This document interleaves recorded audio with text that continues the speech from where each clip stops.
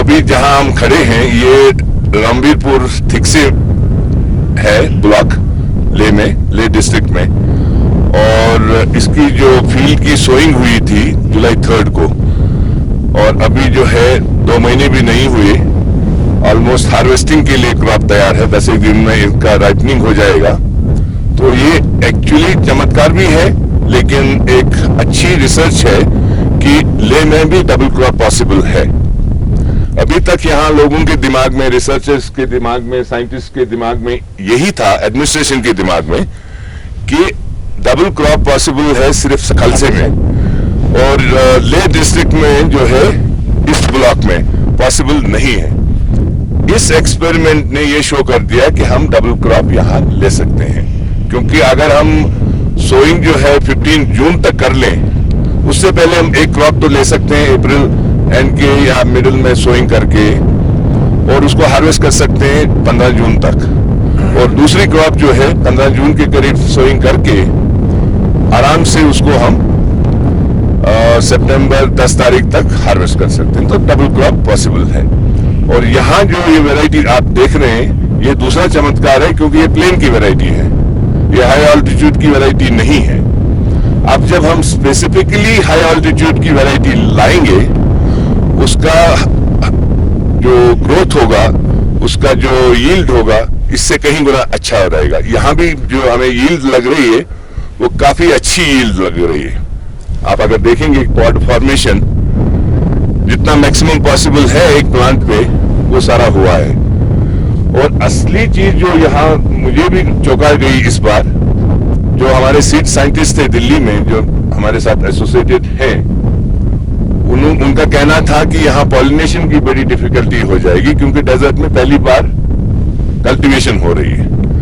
पिछले 1000 साल में यहाँ कल्टीवेशन नहीं हुई है, तो हमें बम्बल बीज यहाँ इंपोर्ट करने पड़ेंगे। और इस बार जब हम लैंड करें यहाँ, तो डजन्स ऑफ बम्बल बीज, आप भी देख सकते हैं कैमरा अभी फोकस करके, बम्बल बीज बिजी हैं डजन्स में, जो पॉलिनेट कर रहे हैं। अभी भी जो फ्लावर्स निकल रहे हैं, ये देखिए, ये बम्बल बी ही है, इस पे फोकस कर देंगे। अभी जो है इसका ये पॉलिनेशन का काम है। और हनी बीज आगे और देखेंगे तो वो हनी फॉर्मेशन भी यहाँ काफी अच्छी तरह से हो सकता है। सो ऊपर वाला जो है बड़ा मेहरबान रहा है, लोगों का बड़ा प्यार रहा है, और यहाँ जो लोग इसको देखभाल कर रहे थे, उन्होंने बच्चों की तरह इन पौधों को पाला है। ये पानी की यहाँ किस तरह की कोई समस्या रही है? पानी की तो सभी ने कहा था कि यहाँ समस्या रहेगी, लेकिन यहाँ ऊपर वाले ने और ज्यादा मेहरबानी कर दी। जहां हमने निशान लगाया बोरवेल के लिए, वहीं पर पानी निकल गया, एक नहीं दो जगह। तो उस पानी का उपयोग जो है, क्योंकि टोटल सैंडी है, आप दिखाएंगे यहाँ लोगों को, तो ये टोटल सैंड है। नीचे थोड़ा सा सिल्ट है, लेकिन ऊपर टोटल सैंड है। तो फ्लड इरिगेशन तो पॉसिबल नहीं है, और मैं खुद अगेंस्ट हूँ फ्लड इरिगेशन के, क्योंकि उसके लिए लेवलिंग करना पड़ेगा। मैं नेचुरल कंटूर्स रखना चाहता था। तो हमने फिर जैन ग्रुप ऑफ इंडस्ट्रीज जो जलगांव से है, उनके साथ उनसे रिक्वेस्ट किया कि स्पेसिफिक हमें रेन गन, वो जो सामने है, तो रेन गन और एक छोटा सा स्प्रिंकलर सेट उन्होंने भिजवाया। अपने इंजीनियर्स हमारे हिसाब से जो है उन्होंने इसको इंस्टॉल किया। तो जो पानी निकल रहा था उसका बहुत अच्छी तरह से उसका उपयोग किया है। लद्दाख में जो एरिया है सारा हमारा, बेसिकली वहाँ पानी की प्रॉब्लम बहुत रहती है एग्रीकल्चर के लिए। तो क्योंकि आपने तो आर्टिफिशियल ग्लेशियर भी आपने डेवलप किया, और आप पहले व्यक्ति हैं यहाँ पे जिनको अवार्ड भी मिला इसके लिए। तो आप क्या देखते हैं पानी के बारे में? आप देखिए ना, आप एम.एन. मंटू साहब ने एक आप ऐसे टेक्निक यहाँ यूज कर रहे हैं जहाँ कम से कम पानी इसमें लगे। और देखिए ना, यहाँ अब एक तो स्प्रिंकल है, अभी ड्रिप इरिगेशन के लिए भी करना है, अब ये रेन गन है। तो इससे क्या होता है, क्योंकि पानी इसमें बहुत कम जाते हैं और एरिया ज़्यादा कवर हो जाते हैं। ये तो मेरे ख्याल में लद्दाख के लिए एक बहुत बढ़िया एक स्कीम बन गया है, ताकि हमें तो पानी की तो बहुत शॉर्टेज है यहाँ, पानी की काफ़ी हमें दिक्कत है। अब इस प्रोजेक्ट से मुझे ये यकीन आ रहा है कि अभी हमारे जितनी भी जहाँ जहाँ पानी की कमी है, हम ऐसे स्कीम चला के उस उनका पानी का जो तभी तो उन्होंने जितना हमने एक्सपेक्ट किया उससे कई गुना ज्यादा दिया। ज्यादा निकल गया, बिल्कुल। आप ये मेच्योर होने से बात, ये उससे भी अच्छा होगा, लेकिन हम ये सीड नहीं यूज करने वाले हैं, ये प्लेन्स की वैरायटी है। क्योंकि हम हाँ करेक्ट, इस क्लाइमेट में एकदम जर्मिनेट हो जाता है। ये होता है। नहीं, नेक्स्ट ईयर उधर का जो एरिया दिख रहा है इसको डेवलप पूरे में तो उसमें हमें कम से कम 500 ट्रक गोबर खाद चाहिए। बड़े बड़ा है। इस वहां कह रहे थे इनको इंपोर्ट करना पड़ेगा, ऊपर वाले ने पूरा बटालियन भेज दिया।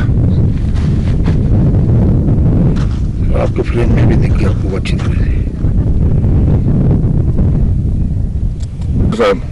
और उनके इंजीनियर नेक्स्ट ईयर के लिए ओवरहेड वाटर टैंक्स बनाने के लिए अंडर नरेगा उसको इस प्रोजेक्ट के साथ जोड़ रहे हैं।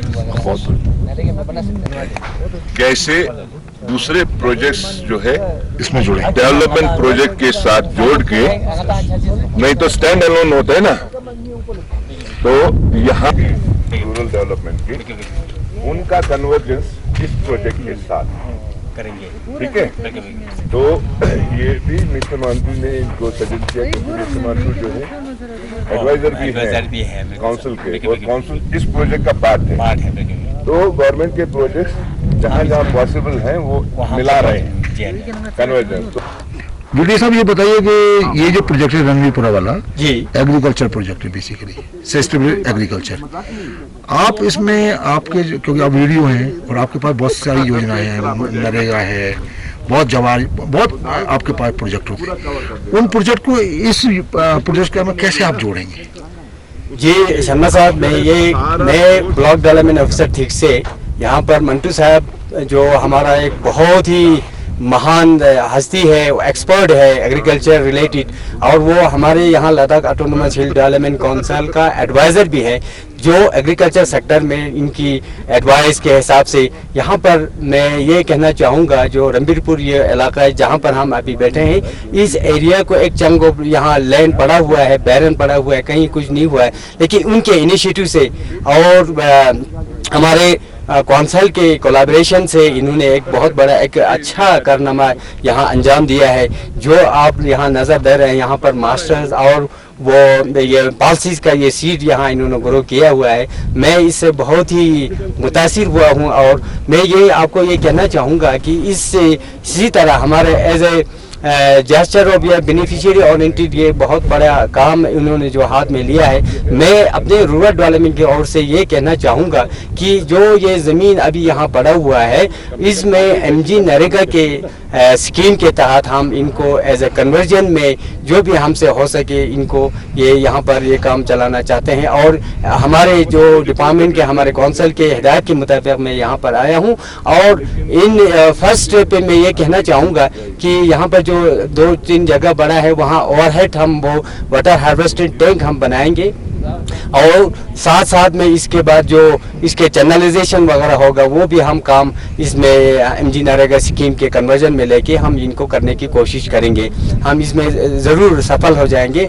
नेक्स्ट आने वाले दिनों इसी कुछ चंद दिनों में ही हम ये काम शुरू करेंगे, और जो हमसे हो सके एमजी नरेगा स्कीम के तहत ये कन्वर्जन में लेने की कोशिश करेंगे, ताकि ये जो बहुत बड़ा चंग एरिया जो है बंजर पड़ा हुआ है, इसको हम डेवलप करके आवाम की मतलब पब्लिक की फार्मर्स के बेनिफिट के लिए हम इसको खोल दें।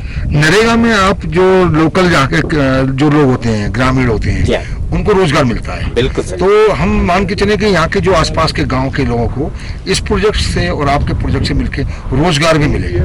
बिल्कुल सर, आपने सही फरमाया कि ये जो हमारा एमजी नरेगा स्कीम जो है एक बेनिफिशियरी ओरिएंटेड स्कीम है, कि डिमांड ड्राइव स्कीम है।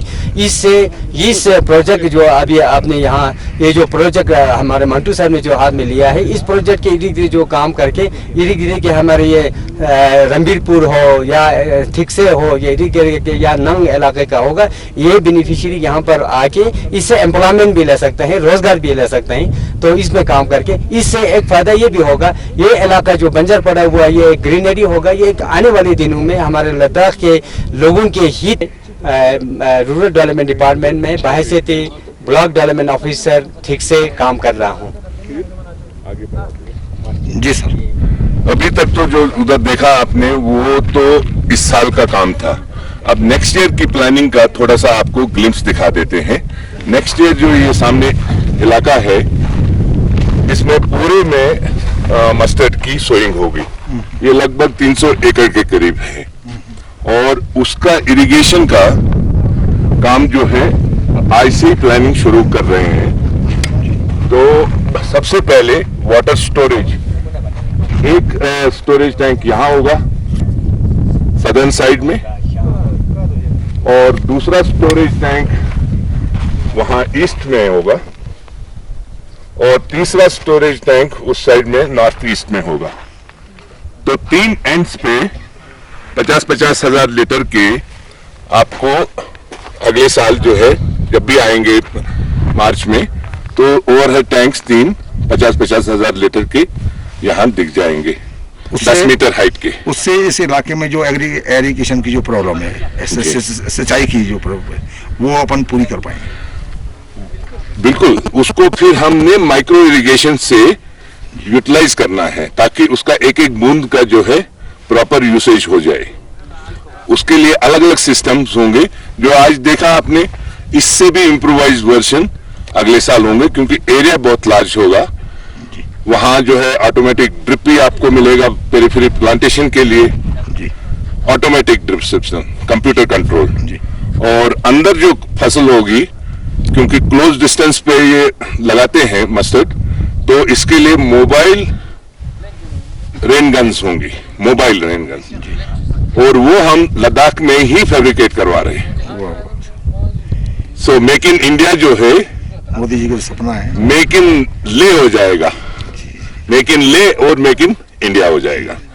और उसको इंपोर्ट करते हैं, कम से कम 50 लाख की वो मशीन आती है। हम यहाँ जो है सिर्फ 5-7 लाख रुपए में उसको सपना है जी कि लद्दाख को पूरा हम ऑर्गेनिक करें। तो क्या उम्मीद करें कि कब तक हम लद्दाख को पूरा ऑर्गेनिक कर पाएंगे? थोड़ा सा मुश्किल है उसका टाइम फ्रेम देना क्योंकि एग्रीकल्चर जो है इंडिविजुअल फार्मर के ऊपर डिपेंडेंट है। पॉलिसीज तो हम कुछ भी बना सकते हैं जी। लेकिन अगर एडमिनिस्ट्रेशन ने फैसला लिया है नेचुरली काफी लोग उसकी तरफ बढ़ेंगे अगर उनको प्रॉपर इंसेंटिव्स मिल जाए और प्रॉपर टेक्नोलॉजीज मिल जाए। जी। ऑर्गेनिक में परेशानी क्या आती है? ऑर्गेनिक में सबसे ज्यादा परेशानी आती है यील्ड की। जी। यील्ड काफी कम होती है जी। लेकिन अगर हम 2000 साल 1500 साल का डेटा ले लें, आज की डेट्स से काफी ज्यादा डबल उनकी यील्ड होती थी। तो हमें वो भी स्टडी करना पड़ेगा उनकी यील्ड इतनी अच्छी कैसे आती थी। सो वैरायटी से शुरू हो जाता है, सीड से शुरू हो जाता है, उसके बाद कल्टीवेशन प्रैक्टिसेस और उसके बाद बायोपेस्टिसाइड्स वगैरह जो है, नीम हुआ और भी काफी बायोपेस्टिसाइड्स हैं, उनका प्रॉपर यूसेज। स्वयंसेवी संस्थाएं इस दिशा में क्या महत्वपूर्ण भूमिका निभा सकती हैं? प्रोपिगेशन सबसे पहला काम जो है, प्रोपिगेशन। अगर एक खेत हुआ उसको 10 में कैसे कन्वर्ट करना है, ये मतलब एनजीओ का काम हो सकता है। जी। प्रोपिगेशन बहुत इंपॉर्टेंट है, प्रॉपर अवेयरनेस क्रिएट करना वो बहुत जरूरी है क्योंकि जो आदमी इस काम में लगे हुए हैं उनके पास उतना टाइम नहीं होगा जगह जगह जाके लोगों को समझाने का। स्वयंसेवी संस्था जो है वो फार्मर्स विजिट करा सकते हैं, ऑर्गेनाइज सेमिनार्स कंडक्ट कर सकते हैं, अवेयरनेस क्रिएट करा सकते हैं और वो एक ब्रिज बना सकते हैं सरकार इस प्रोजेक्ट और इंडिविजुअल फार्मर के बीच में। जी।